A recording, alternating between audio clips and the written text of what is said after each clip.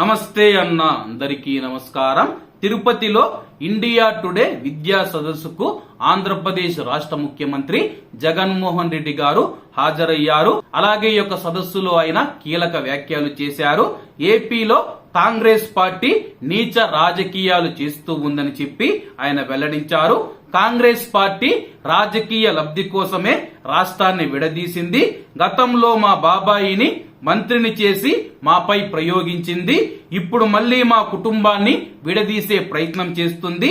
నా సోదరిని ఏపీ అధ్యక్షురాలిగా చేసి నా పైన ప్రయోగిస్తూ ఉందని చెప్పి విభజించి పాలించడమే ఆ యొక్క పార్టీ నిత్య విధానం. కాంగ్రెస్ గతం నుంచి పాఠాలు నేర్చుకోలేదని చెప్పి ఆ పార్టీకి మరొకసారి దేవుడు ప్రజలు గుణపాఠం చెబుతారని చెప్పి ఇప్పటికిప్పుడు సీఎం పదవి నుంచి దిగిపోయినా సరే నేను బాధపడనని చెప్పి ఆయన వెల్లడించారు. వైకాపా మేనిఫెస్టోలో 99% హామీలు నెరవేర్చామని చెప్పి వచ్చే ఎన్నికల్లో తప్పకుండా మా పార్టీయే గెలుస్తుంది. ఏపీ రాజకీయాల్లో జాతీయ పార్టీలకు పెద్దగా స్థానం లేదు. సర్వేల ఆధారంగానే వైకాపాలో టికెట్ల కేటాయింపు జరుగుతుందని చెప్పి జగన్ గారు వివరించారు. మరొక ముఖ్యమైన విషయం ఏంటంటే వైఎస్ షర్మిల గారు కాంగ్రెస్ పార్టీలో చేరిన తర్వాత జగన్మోహన్ రెడ్డి గారి పైన తీవ్ర స్థాయిలో విమర్శలు చేస్తూ ఉన్న సంగతి తెలిసిందే.